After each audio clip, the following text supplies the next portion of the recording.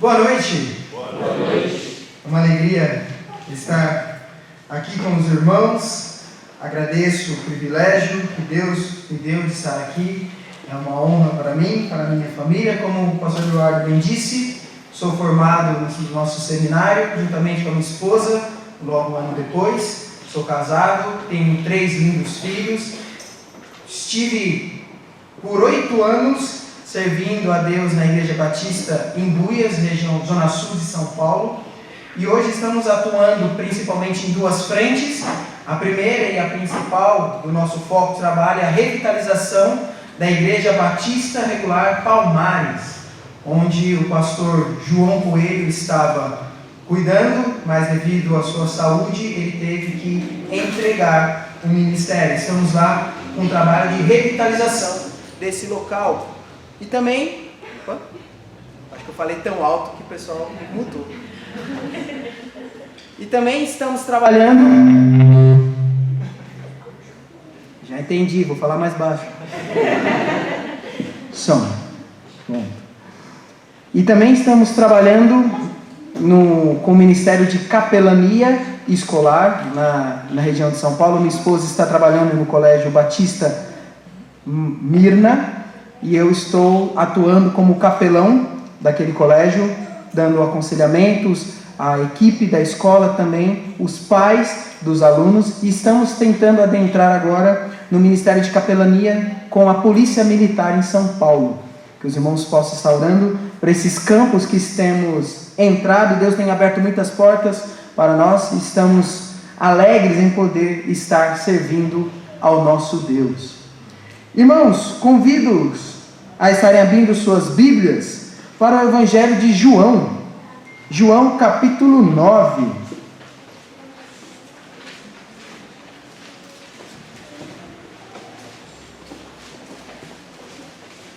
João capítulo 9.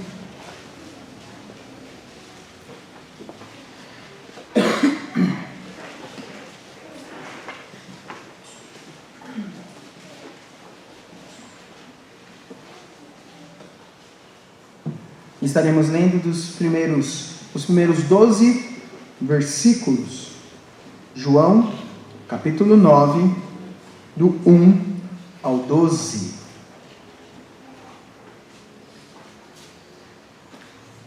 Assim diz a palavra do nosso Deus. João, capítulo 9, do versículo de 1 a 12.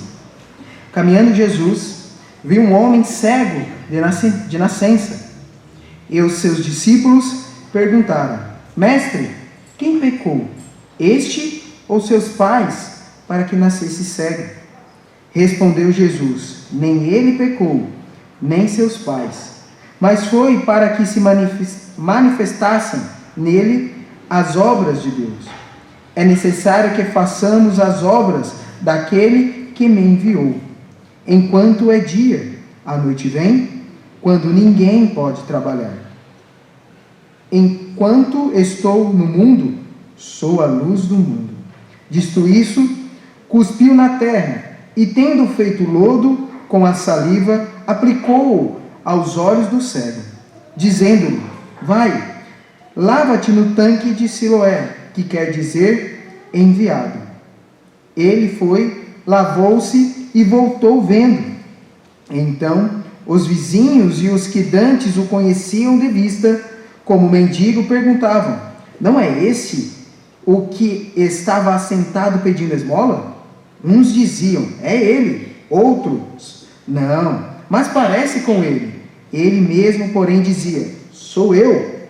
Perguntaram-lhe, pois: Como foram abertos teus olhos? Respondeu ele: O homem chamado Jesus fez lodo, untou-me os olhos e disse: Vai ao tanque de Siloé e lava-te. Então fui, lavei-me e estou vendo. Disseram-lhe, pois: Onde está ele? Respondeu: Não sei. Vamos orar? Pai querido, muito obrigado por mais esse dia, essa oportunidade que o Senhor nos deu de estarmos aqui juntos para ouvirmos mais uma vez uma porção da Tua palavra. Obrigado, Pai, por esse privilégio de termos um local para juntos aprendermos mais sobre o Senhor. Nos abençoe e abra nossos corações para que nós possamos estar sempre atentos ao que o Senhor deseja nos ensinar. É isso que eu te peço e agradeço. Em nome de Cristo Jesus. Amém. Irmãos, estamos acompanhando nesses dias lições preciosas que podemos aprender com as respostas das orações. E esse tema nós desenvolvemos, pois muitas vezes buscamos com tanto ímpeto, com tanta vontade as nossas orações, que quando Deus responde, o depois da oração, nós não sabemos como agir. Muitas vezes nós pedimos, sabemos o que nós queremos, buscamos a Deus, só que não sabemos lidar com as consequências das nossas próprias orações. E é nesses momentos que muitas vezes nós desanimamos em nossa fé. E a lição que eu gostaria de estar passando para os irmãos essa noite é que as respostas das nossas orações podem colocar a nossa fé à prova. As respostas das nossas orações podem colocar a nossa fé à prova. Talvez algo já aconteceu com você em um momento de que você está passando por uma dificuldade e então você pergunta: Senhor, mas por que isso está acontecendo? Eu orei, eu pedi algo ao Senhor que era bom, eu pedi algo que era inocente no sentido mais puro da palavra. O que eu pedi era bom para a tua obra. O que eu pedi foi para ser usado pelo Senhor. Então por que eu estou passando por dificuldades? Por que eu estou enfrentando essas lutas? E nós precisamos entender que às vezes o que nós pedimos irá nos colocar na linha de frente das batalhas espirituais. Precisamos entender, irmãos, que as respostas que nós buscamos de Deus podem colocar a nossa fé à prova. E o primeiro motivo que isso acontece, que eu gostaria de estar conversando com os irmãos, é porque há pessoas que não estão dispostas a reconhecer a autoridade de Cristo. Há pessoas que não estão dispostas a reconhecer a autoridade de Cristo. Vamos observar os demais versículos, começando no versículo 13, que diz: levaram, pois, os fariseus, que dantes fora cego, e era sábado, e o dia em que Jesus fez o lodo, ele abriu os olhos. Então, os fariseus, por sua vez, lhe perguntaram como chegara a ver, ao que ele lhe respondeu: aplicou lodo aos meus olhos, lavei-me e estou vendo. Por isso, alguns dos fariseus diziam: este homem não é de Deus, porque não guarda o sábado. Diziam outros: como pode um homem pecador fazer tamanhos sinais? E houve dissensão entre eles. De novo perguntaram ao cego, que disse tu a respeito dele, visto que te abriu os olhos, que é profeta. Respondeu ele. Então, me perdi aqui. Não acreditando os judeus que ele fora cego e agora via, enquanto não lhe chamaram os pais, e o interrogaram: e é esse o vosso filho, de quem disseis que nasceu cego? Como, pois, vê agora? Então os pais responderam: sabemos que esse é nosso filho e que nasceu cego, mas não sabemos como vê agora, ou quem lhe abriu os olhos, também não sabemos. Perguntai a ele: idade tem? Falará de si mesmo. Isso disseram seus pais porque estavam com medo dos judeus, pois esses já haviam assentado que, se alguém confessasse ser Jesus o Cristo, fosse expulso da sinagoga. Por isso é que disseram seus pais: ele idade tem? Interrogam-o. Irmãos, há pessoas que não estão dispostas a reconhecer a autoridade de Cristo. E aqui entra um debate que muitas vezes nós enfrentamos em nossas vidas. Novamente, qual é o mal que esse homem representava para os fariseus? Que mal um homem que passou a vida inteira em sofrimento, sendo excluído da sociedade, vivendo apenas de esmolas, alcançou a maior bênção que ele podia obter na sua vida, porque agora ele estava sendo tratado como um criminoso. Que mal esse homem poderia fazer aqueles homens estudados, líderes do povo de Israel? Irmãos, a resposta é porque ele estava proclamando a Jesus. Ele estava admitindo às pessoas que quem tinha transformado a sua vida foi Cristo. Esse é o motivo da sua perseguição. E será também o motivo de que muitas vezes seremos perseguidos, porque estamos obedecendo a palavra de Deus. Estamos fazendo a vontade de Deus. E as pessoas não querem admitir isso. Talvez o primeiro motivo seja por causa do seu orgulho. Os fariseus eles eram orgulhosos de dizer que eles eram discípulos de Moisés. O texto, ademais, vai falar exatamente isso. Eles se orgulhavam das suas leis, das suas práticas, suas tradições. E eles não queriam admitir que alguém que era contrário a tudo aquilo que eles ensinavam e viviam, conseguia realizar sinais que eles não podiam. Eles não queriam admitir que eles não tinham a capacidade de transformar uma vida, mas que Cristo podia.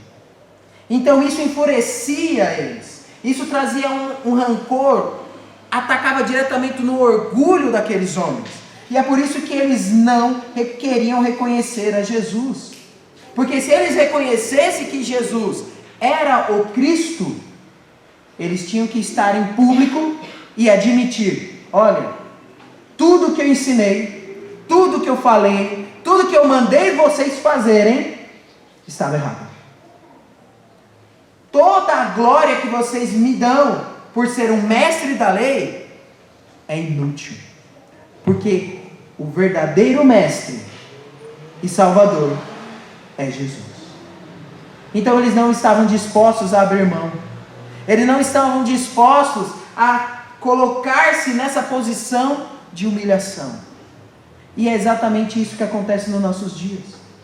Talvez você conhece pessoas que já ouviram inúmeras vezes, já presenciaram inúmeros agires de Deus, milagres realmente acontecendo perto deles, mas eles não se curvam perante Deus. E não fazem isso porque têm um orgulho profundo em seus corações. E eles não querem admitir que são incapazes, que são impotentes, que não têm o poder de controlar as suas vidas. E nesse momento, eles irão atacar. Nesse momento, eles tentarão prejudicar aqueles que admitem que Jesus é Senhor.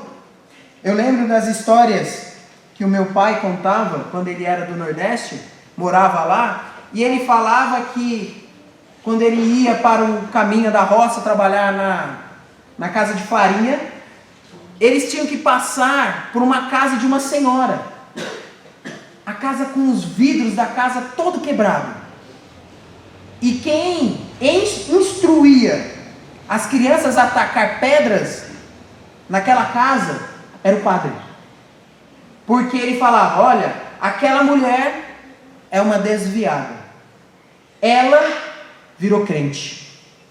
Ela não merece compaixão. Ela não merece que ninguém respeite ela. Então todas as vezes que vocês passarem lá, podem pegar pedras e atacar na casa dela.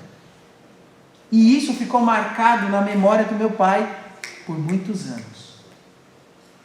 Mas algo chamava sempre a atenção dele.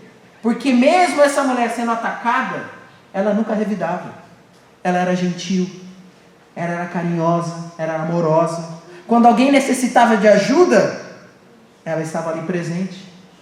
Mas a orientação era: trate ela mal, porque ela merece isso.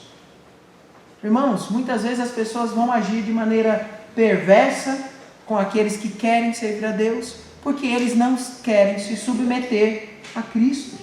Eles não querem admitir que são pecadores. Eles não querem admitir que não têm o controle da sua eternidade. Eles não querem admitir que após essa vida, eles vão passar a eternidade no inferno.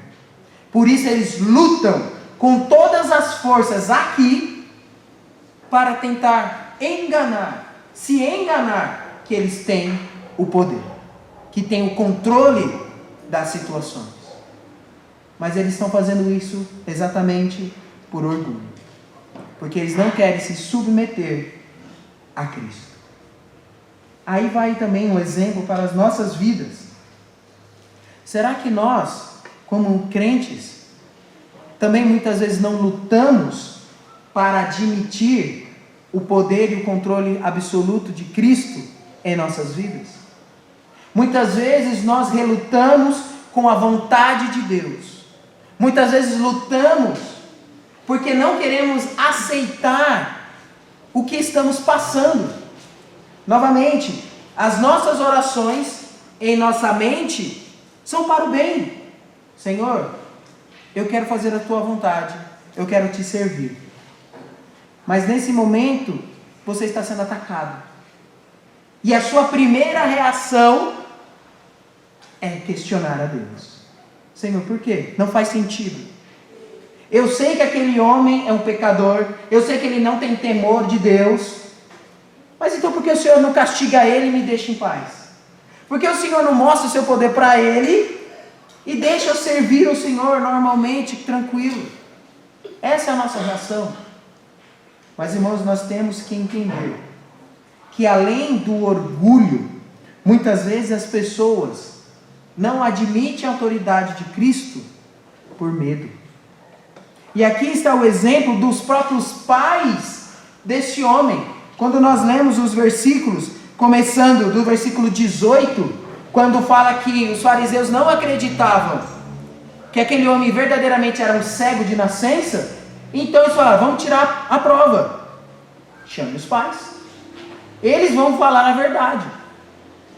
E observe, irmãos, que o medo que os fariseus colocaram naqueles pais era tamanho, que eu fico imaginando, eu sou pai, se os meus filhos tivessem alguma doença, alguma dificuldade, durante toda a sua vida, e na primeira oportunidade eu olhasse e soubesse que eles estão curados, eu acho que a primeira coisa que eu ia fazer é chorar. Ia querer dar um abraço, ia querer ficar feliz. Meu Deus, coisa boa, você está curado, você está bem. Mas eles estavam com tanto medo dos homens, que a primeira reação que eles tiveram foi abandonar o seu filho. Eles são questionados falando: esse é seu filho que era cego? Como ele está enxergando? E eles falam: não sei. Pergunta para ele. Ele já é bem grandinho. Ele que se vire. Já está fora de casa há muito tempo. A responsabilidade é dele. Eles nem quiseram se alegrar com seu filho, por medo. E o texto fala exatamente isso. Eles estavam com medo dos judeus, porque já estava acertado: quem admitisse Cristo, Jesus como Cristo, seria expulso da sinagoga. Pela manhã nós mencionamos que ser expulso da sinagoga não era somente não poder participar do culto religioso, da reunião de oração dos judeus, mas ser expulso da sinagoga também era ser expulso da sociedade. Você não poderia mais fazer negócios, você não podia mais trabalhar para judeus, você não podia ter comunhão nenhuma da sociedade. Então ser expulso da sinagoga é dizer: a sua vida nessa cidade como judeu acabou. Pode pegar suas coisas e ir embora. E aqueles pais não queriam abrir mão da sua vida. Então, o medo falou mais alto que o amor paternal. E muitas vezes nós vamos enfrentar, vamos ver situações dessa maneira. De pessoas que dizem que amam sua família, que amam pessoas, mas elas não vão admitir que Deus pode abençoar aquela família. Pessoas que dizem, olha, preciso de ajuda, Deus pode te ajudar. Não, não é isso que eu quero. Eu preciso de dinheiro, eu preciso de trabalho, eu preciso de saúde, eu não preciso de Deus. A minha família não precisa de Deus. Pessoas que dizem que se preocupam com seus entes queridos, mas por causa do medo e do orgulho, não dão um braço a torcer. Preferem ver a sua família indo à ruína, do que admitir que Cristo é a única solução. Eles tiveram medo. E aí entra novamente um aspecto que nós podemos pensar nas nossas vidas. Será que nós não temos medo também de admitir a Cristo? De falar que Jesus é o nosso Senhor e Salvador? Essas pessoas tinham medo de perder aquilo que tinham. E nós muitas vezes também temos medo. Eu lembro de uma entrevista que eu vi com um empresário em um podcast, e ele falava: eu, se pudesse, só contratava funcionário crente, evangélico mesmo, cristão, porque eles são dedicados, são honestos, verdadeiros, não tentam ficar puxando tapete, e foi enchendo, exaltando os crentes. Mas aí ele chegou: eu quero funcionários assim, mas eu não quero um patrão crente. Aí a pessoa, mas por quê? Porque eles são justos, são sinceros, honestos. As qualidades viraram um problema. Então, por quê? Como um patrão, ele não podia tentar negociar, tirar alguma vantagem, não podia dar brechas para a reclamação porque o patrão era justo. Então, se é um crente na liderança, ele sabe, vou ser cobrado, porque o padrão é alto. Como funcionário é uma maravilha, mas líder, nossa, eu vou ser muito cobrado, então eu não quero. E isso entra nas nossas mentes pensando, se eu falar que sou crente, será que eu não vou perder oportunidades no meu trabalho? Será que pessoas não vão se afastar de mim? Pessoas que poderiam me ajudar a crescer? Será que isso vale a pena? Será que vale a pena falar de Cristo? Será que vale a pena testemunhar o que Cristo fez na minha vida, a custo de eu não crescer profissionalmente? Perder relacionamentos? Há pessoas que têm medo de falar de Jesus para não chatear parentes. Aceitam condições que a família impõe para não chateá-las, porque querem manter a família unida e abrem mão de Cristo. Eu lembro de um casal que até hoje ele diz que se arrepende. O sonho deles era casar em um certo local, lá em São Paulo, uma igreja muito bonita, só que era muito caro. O pai falou: olha, eu pago. Você é uma filha excelente, você é um genro maravilhoso, eu pago tudo. Nossa, é o que todo casal gostaria de ouvir, né? O pai vai pagar tudo e vai pagar realmente? Não, pago tudo. E foram preparando, foram fazendo as coisas, o pai com alegria, trabalhando, fazendo. Chegou na hora de decidir as questões do banquete, da comida, né? E aí, o casal era cristão, só que o pai não. Ele falou: não, vocês são uma bênção, vocês são muito bons. E chegou na hora de definir o cardápio, falou: ó, você sabe que eu não consigo comer sem a minha cervejinha. Então, tem que ter bebida. Eu estou pagando tudo. Só isso vocês podem abrir mão, não podem? Aí aquele casal ficou olhando. E agora? Ele está pagando tudo.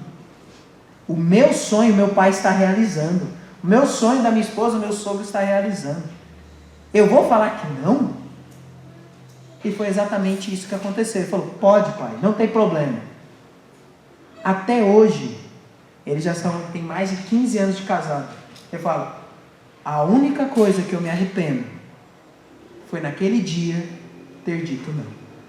Porque a partir daquele momento, eles abriram uma porta que nunca mais eles conseguiram fechar.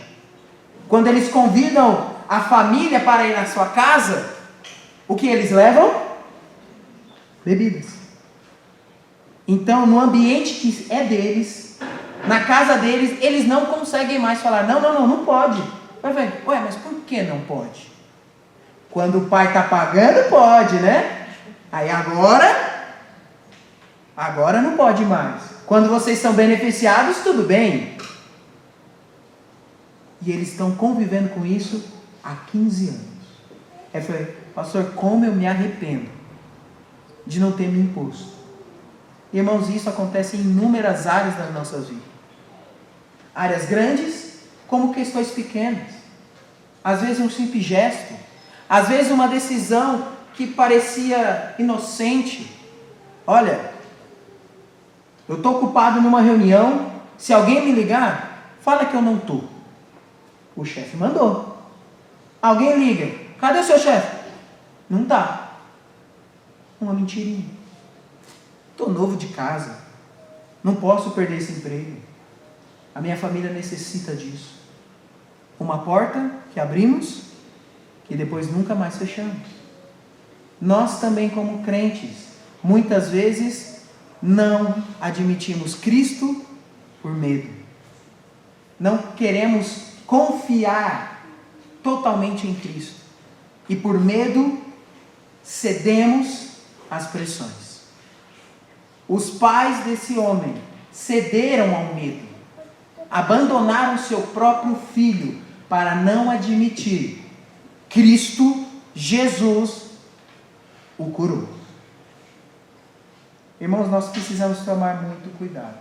Seja por orgulho, seja por medo, as pessoas rejeitam a Cristo. E se eu estou orando por algo que exalta a Cristo, essas pessoas irão se levantar contra mim. Irão se levantar contra nós. Então, dependendo da sua oração, Senhor, eu quero ser uma bênção. Senhor, eu quero ser usado pelo Senhor. Então se prepare. Porque muitas pessoas vão se levantar contra nós. É isso que a Bíblia nos ensina. É isso que toda a história da igreja nos revela.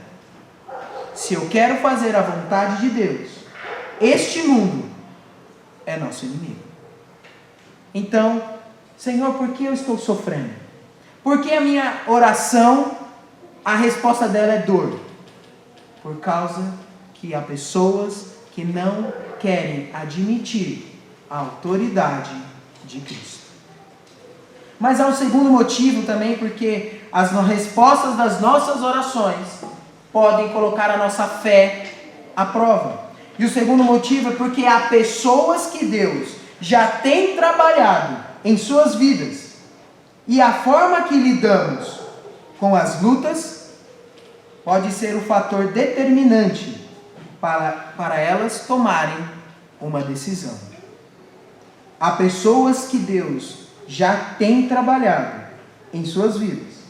E a forma que lidamos com as lutas pode ser o fator determinante para elas tomarem uma decisão. Vamos estar lendo mais alguns versículos, continuando o texto, começando no versículo 17.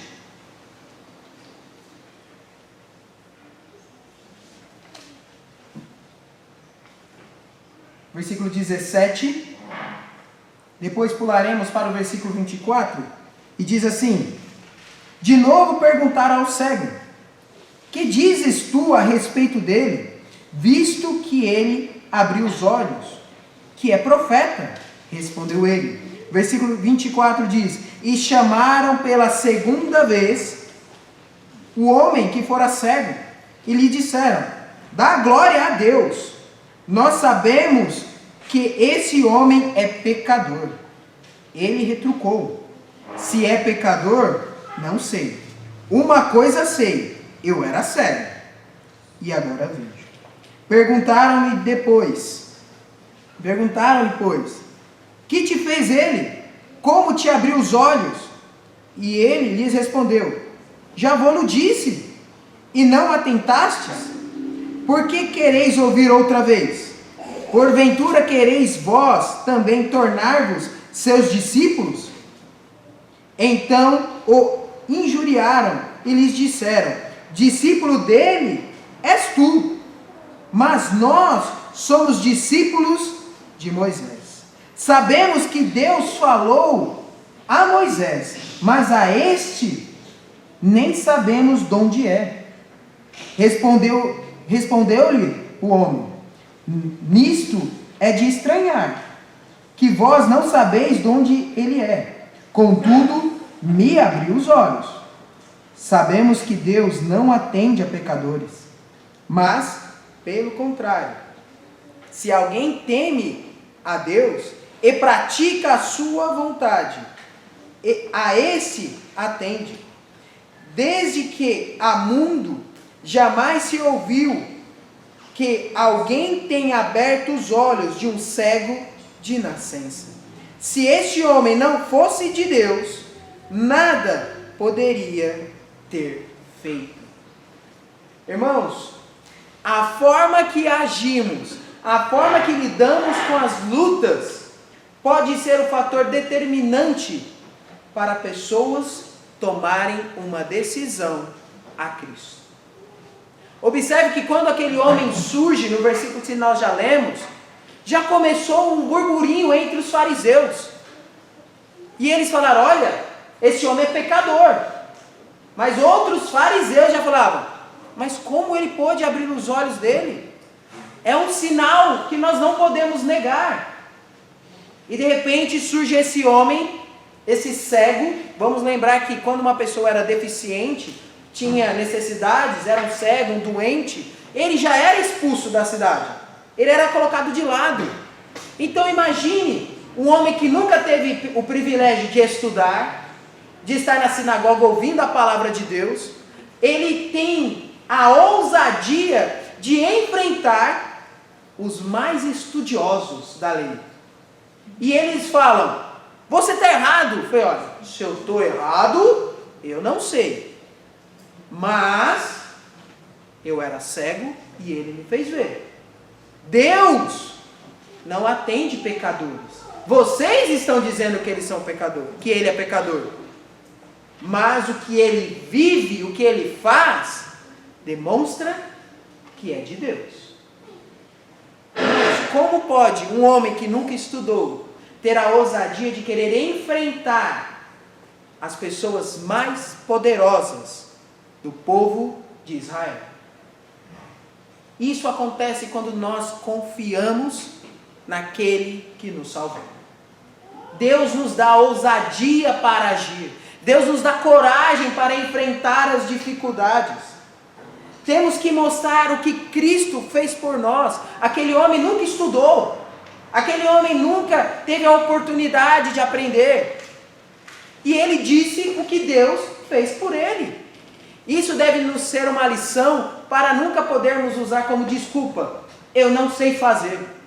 Eu tenho pouco conhecimento, eu tenho pouca experiência. Fale aquilo que Deus já tem feito em sua vida. É isso que Deus quer. A Bíblia nos fala que Deus nos chamou para ser testemunhas. Testemunha só fala aquilo que vê. É isso que Deus pede. Seja uma testemunha. O que Deus fez na sua vida? Conte. Seja verdadeiro. Fale para os outros o que Cristo fez por você. Não tenha vergonha do que Deus já fez em sua vida. Lá na igreja, quando eu cuidava dos adolescentes, eu sempre falava com eles sobre assuntos que eles gostavam, né? E aí a conversa fluía.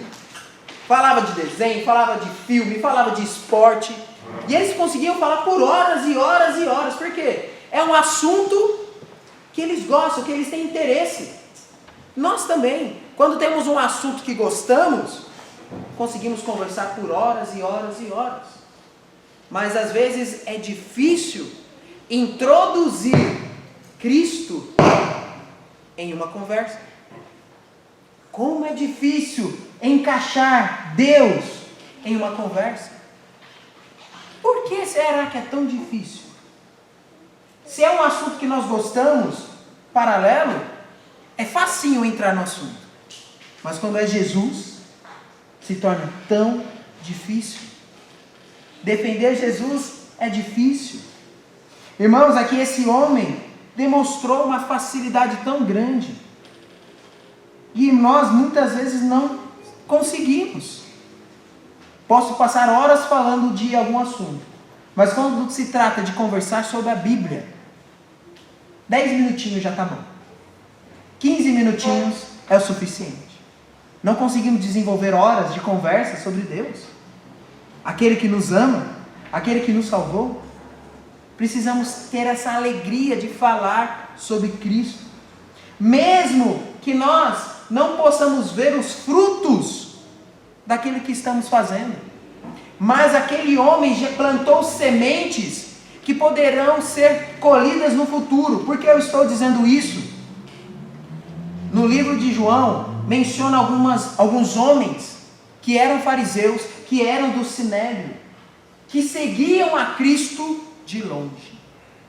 Em João capítulo 3, um homem que era um fariseu, chamado Nicodemos, buscava Jesus de noite para não ser visto. Ele acreditava em Jesus, ele olhava os ensinamentos de Jesus e ficava admirado, mas ele tinha medo. Lembra que eu mencionei no começo? As pessoas não querem admitir Cristo por medo. Nicodemos era um desses, ele tinha medo dos seus colegas, então buscava Jesus de noite. E se Jesus estava na mesma cidade, talvez Nicodemos estava ali entre os fariseus. E eu fico imaginando Nicodemos olhando aquele homem e falando: eu sou estudado, conheço a lei, mas eu não tenho a coragem desse homem de falar que Jesus me salvou, que Jesus me curou. Eu tenho bagagem, mas não tenho essa coragem. Também há um homem que seguia Jesus de longe, que a Bíblia não menciona quando ele começou a seguir Jesus, que é José de Arimateia. Mas quando Jesus foi morto, a Bíblia fala que ele foi até as autoridades romanas e pediu o corpo de Cristo para o sepultar de maneira digna. Ele só pôde ter essa auditoria porque ele era uma pessoa, um judeu de alto padrão. Ou seja, provavelmente ele era membro, fazia parte do Sinédrio. Então ele seguia Jesus de longe. E eu fico imaginando ele olhando aquele homem defendendo com todo o vigor o seu Salvador. Eu fico olhando aquele cego dizendo: olha, eu já disse o que Jesus fez. Você não quer se tornar discípulo dele? Por um fariseu que botava medo em todo mundo, ele falou: olha, você também pode ser discípulo de Jesus. É fácil, é só admitir, é só crer. Irmãos, muitas vezes as pessoas estão nos olhando para ver como um verdadeiro cristão reage a situações de dificuldade. E eles ficam só observando para ver como nós lidamos com as nossas lutas. Eu tenho 2 exemplos aqui de pessoas que marcaram muito minha vida nessa questão de lutas e que seus testemunhos foram maravilhosos. A primeira delas, talvez, acredito que o pastor Eduardo, a dona Jane conhece, que é o pastor Nathan Frey. Ele é um missionário lá em São Paulo e quando sua segunda filha nasceu, ela nasceu com necessidades especiais. E por muitas vezes ela tinha que ser internada, muitas vezes passava por cirurgia. E ela transmitia uma paz, ela queria falar sempre de Cristo, estava ali sempre animada. Mas tanto o pastor Nathan como a sua esposa já sabiam que a vida dela seria breve, devido à sua doença. E um dia fatídico, ela veio a falecer. Nesse momento, conhecendo o pastor, fomos ao velório. E quando nós sabemos da perda de alguém que está sofrendo luto, a nossa intenção é: eu vou lá ajudar, eu vou lá consolar, vou dar um abraço, vou tentar dar uma palavra. Mas quando nós chegamos, eu cheguei lá no velório, o rosto do pastor Natan e da sua esposa transmitia uma paz. E naquele momento eu fiquei pensando, eu vim aqui para consolar, mas quem está sendo consolado sou eu. E eles falavam, eu estou feliz, porque eu sei que a minha filha está no céu. Ela estava sofrendo muito. Eu creio, eu confio, ela demonstrava uma vida de alguém que era salvo. Eu estou feliz porque ela agora está em paz. Triste pela separação, mas mesmo assim transbordando paz naquela situação. E nesse momento, muitas pessoas ficaram constrangidas, pensando, eu que vim ajudar, mas saí ajudado. Anos se passaram, ele continuou seu ministério em São Paulo, e a sua esposa, um dia, não estava se sentindo muito bem, foi para o hospital, fizeram exames e descobriram que ela estava com uma doença muito séria. E em questão de dias, ela veio a falecer. Foi algo muito rápido, pegou todos de surpresa. Ela foi para o hospital, fez alguns exames, creio que nem 20 dias depois, ela veio a morrer. Novamente, no momento de velório, vamos lá prestar nossas condolências. E novamente, quando vamos entrar para dar um abraço, para falar com o pastor Natan, o seu rosto transmitia paz. Ele fala, estou triste, tenho uma filha agora para cuidar, para ficar sozinho, mas eu sei que eu vou ver a minha esposa de novo. Eu sei que ela está melhor. Irmãos, ele não estava se fazendo de forte. Todos que conheciam ele sabiam que aquele era ele na sua sinceridade, porque ele já vivia demonstrando essa confiança em Deus. Então, quando chegou naquela situação, todas as pessoas ao redor pararam e falaram, não tinha como ele não agir de outra forma. Ele realmente ia demonstrar esse amor e essa confiança em Deus. E por causa disso, muitas pessoas daquela região, da nossa região ali de São Paulo, que estavam afastadas da igreja, falaram, eu não passo por isso e estou triste com Deus. Eu não tenho justificativas para não estar na igreja, não estar com Deus. E foi aquilo que motivou muitos a voltarem a ter uma vida com Deus. No momento de dor, o pastor Natan foi uma bênção para a vida de muitas pessoas. E esse não era o objetivo. Ele estava ali para ter aquele momento da separação com a sua esposa. Um outro exemplo que eu tenho, que sempre me marca muito, é de uma mulher, o nome dela é Dinalva, talvez alguns irmãos vão conhecê-la. Ela era membro da Igreja Batista de Tremembé, lá em São Paulo. E ela era uma jovem muito ativa, uma jovem que era a primeira a estar na igreja, ajudava os jovens, todas as atividades, evangelismo, ela era a primeira a estar. O pastor confiava, sabia que quem vai estar na programação de evangelismo, eu, a Dinalva e mais alguém. Ele já colocava o nome dela como certo. E ela tinha uma vida muito ativa, ela gostava de praticar muitos esportes, era uma nadadora quase que profissional, estava trabalhando, treinando para competir profissionalmente. E um dia ela decidiu, junto com o seu treinador, fazer um exercício na represa. Lá na nossa região tem muitas represas. Fala, vamos atravessar a represa. É um bom treinamento, um bom desafio para você. E ela foi, já tinha feito isso várias vezes. Só que nesse dia, ela contraiu uma bactéria na medula, na represa. Foi levada imediatamente ao hospital. Tentaram fazer tratamentos, mas ela perdeu todos os movimentos das suas pernas. E perdeu parcialmente o movimento de um dos seus braços. Naquele instante, quando a notícia circulou a região, todos falaram, A Adinalva, que nós conhecemos, não existe mais. Ela perdeu aquilo que ela mais gostava de fazer. O sonho dela era competir. O sonho dela era ser uma atleta. E Deus tirou isso. Ela não vai fazer aquilo. Acabou. Ela não vai ser mais alegre. Temos que estar preparados para apoiar ela, porque ela vai precisar de ajuda. Foi passando os meses da recuperação, e a primeiro momento que ela chega na igreja de cadeira de rodas, a primeira fala dela para a igreja é: por que vocês cancelaram a programação de evangelismo?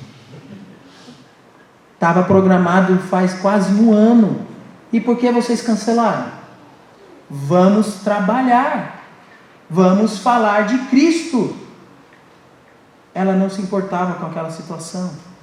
Tanto que ela se dedicou, ela aproveitou as dores que ela estava agora convivendo e falou: olha, existem outras pessoas na mesma condição que eu.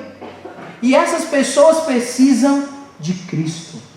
Então ela começou a fazer um trabalho de evangelizar pessoas com necessidades especiais. E começou a trabalhar, procurava onde ela fazia os seus tratamentos, começava a falar de Cristo. Hoje ela está na região do Nordeste, acredito que em Fortaleza, e ela tem um acampamento exclusivo para deficientes, onde ela traz os deficientes, os portadores de necessidade, toda a sua família. E naqueles momentos, ela fala de Cristo. Por causa da vida dela, inúmeras pessoas com dificuldades especiais foram alcançadas a Cristo. Seus familiares, ao ver a dedicação e o amor dela, aceitaram a Cristo. E ela não fez isso para se mostrar. Ela fez isso porque ela acreditou que Deus tinha um plano para a sua vida, mesmo nas lutas. Então, irmãos, se nós falamos: Senhor, eu quero ser usado pelo Senhor, cantamos: eu quero ser um vaso de bênção. Tá bom, você pode ser, amém por isso. Mas saiba que quando você está orando, pedindo para ser usado, você também está dizendo: Senhor, se precisar, me coloque no meio de uma batalha. Temos que ter essa convicção. Se eu estou pedindo para ser usado por Deus, Deus pode muito bem me colocar em lutas para que o seu nome seja glorificado. Se nós falamos que a nossa vida é para Cristo, nas nossas lutas também. Mas temos que lembrar, irmãos, que normalmente nós ficamos agoniados, mas pastor, você está dizendo isso porque o Senhor não está passando pela minha luta. Eu estou sofrendo demais, estou muito triste, estou desanimado. O Senhor não está enfrentando o que eu enfrento. Verdade, eu não estou enfrentando o que você enfrenta. Mas se formos seguir essa regra, que eu não posso falar das suas oportunidades de servir a Deus nas lutas, você também não pode, pensando, olhando o passado dos crentes da primeira geração, dos nossos pais na fé, pensando na igreja primitiva, que era perseguida, que era atacada, condenada à morte. Não podemos dizer nada ao olhar os heróis da fé lá em Hebreus, quando eles falavam que tinham a alegria de sofrer por Cristo. Se aqueles homens e mulheres tinham a alegria de sofrer, passar coisa que nós nunca passaríamos, felizes por honrar a Cristo, quem somos nós na fila do pão para reclamar de Deus? Nós não podemos murmurar. Estamos no lucro. A Bíblia também fala que aqueles homens, eles queriam estar no nosso lugar, para ter aquilo que nós temos hoje, que é a palavra de Deus completa.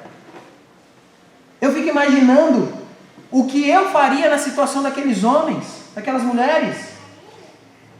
Me conhecendo, eu acho que eu teria abandonado a fé. Eu não posso admitir, não, eu aguentaria. Eu estou mentindo. Se formos pensar, você não pode falar da minha dor, então pare e pense. Eu não posso falar da dor deles. se eles não tinham desculpa, eu também não tenho. As nossas dores servem para honrar e glorificar o nosso Deus. Mas a paz que nós temos é que a Bíblia mesmo nos diz que não nos veio provação a qual nós não podemos suportar. Então, se nós estamos enfrentando uma luta, estamos desanimados, saiba que Cristo, que Deus, acredita que você pode vencer. Não porque nós somos bons, mas porque foi o próprio Cristo, o próprio Deus, que nos capacitou. Ele falou: filho, eu te dei tudo que você precisa para vencer. Então vai, glorifique o meu nome, me honre nessas lutas. Esse homem que acabou de ganhar a visão estava honrando a Deus no momento mais difícil da sua vida, pois ele tinha a esperança de agora ter uma vida como judeu, e naquele instante ele podia perder tudo. E se tem algo que pode derrubar uma pessoa, é isso também, de ter a esperança de conseguir algo e ver isso passando em suas mãos. É agoniante. Mas ele foi firme. Ele continuou honrando a Deus. E por último, irmãos, para encerrarmos, as nossas orações podem colocar a nossa fé à prova, porque podemos conhecer mais quem é Jesus. Podemos conhecer mais quem é Jesus. Versículo 35, que diz assim: ouvindo Jesus que o tinham expulsado, encontrou-o e perguntou: crês tu no Filho do Homem? E ele respondeu e disse: quem é, Senhor, para que eu nele creia? E Jesus lhe disse: já o tens visto, e é o que fala contigo. Então afirmou ele: creio, Senhor. E o adorou. Prosseguiu Jesus: eu vim a este mundo para juízo, a fim de que os que não veem vejam, e os que veem se tornem cegos. Alguns dentre os fariseus que estavam perto dele perguntaram: caso também nós somos cegos?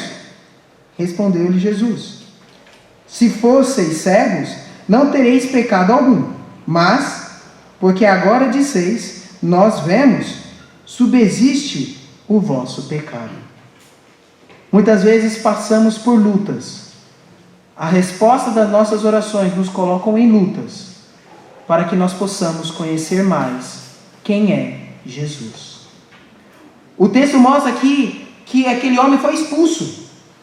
Os fariseus expulsaram ele da cidade, expulsaram da sinagoga. E Jesus foi ao seu encontro. O texto fala em Jesus, sabendo que ele tinha sofrido em seu nome, ele foi buscá-lo. Ele foi trazer o amparo, o consolo. E Jesus chegou a ele: você crê no Filho do Homem?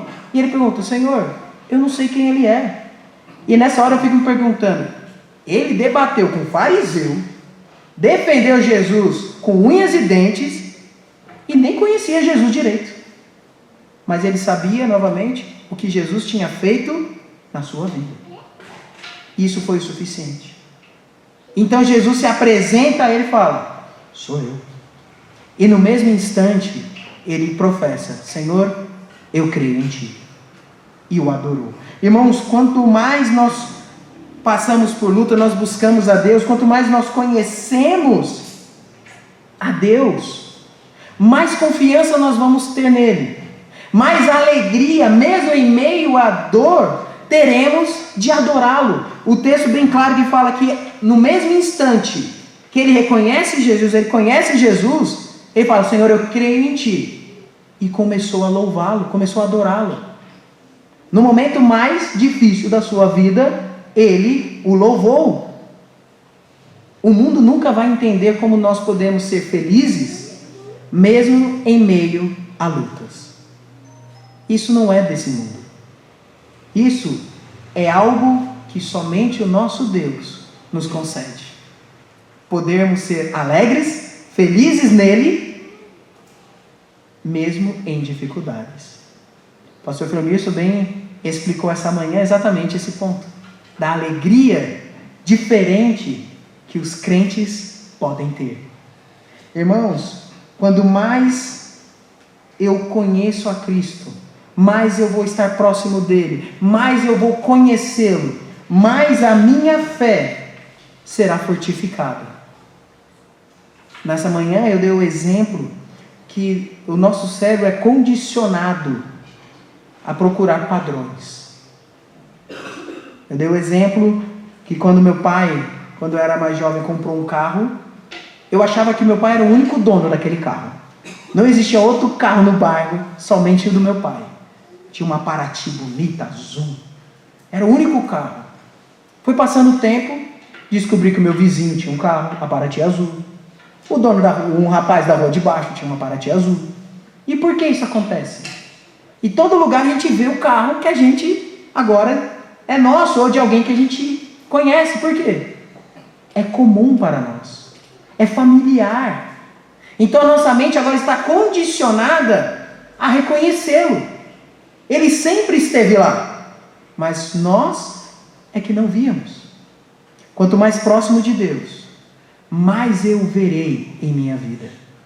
Quanto mais eu investir na palavra de Deus, estudando, mais fácil eu encontrarei na palavra de Deus as suas orientações. Mas eu preciso fazer da palavra de Deus algo comum na minha vida, rotineiro. Eu preciso estar perto de Cristo para saber, Senhor, eu orei, o meu pedido era inocente, eu estou passando por lutas, me mostre a razão. Algumas lições, irmãos, que nós podemos ter com esse tempo.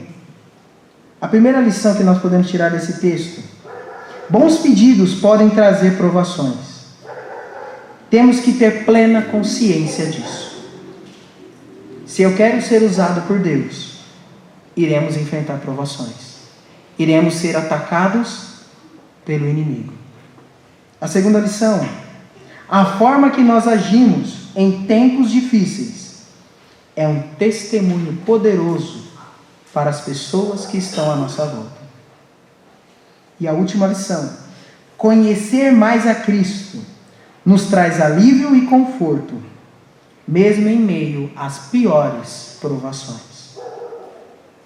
Conhecer o nosso Senhor e Salvador muda tudo em nossas vidas. Será que agora eu ainda vou orar para Deus me usar? Será que eu ainda terei a coragem de orar: Senhor, me use, sabendo que eu posso sim enfrentar lutas e dificuldades? Se você aceitar esse desafio, saiba que Deus estará com você. Vamos orar? Santo Eterno Deus, nosso Pai, muito obrigado por esse momento e obrigado pela Tua palavra. Agradeço a Deus o privilégio de estarmos aqui e nos ajude, Senhor, a sempre lembrar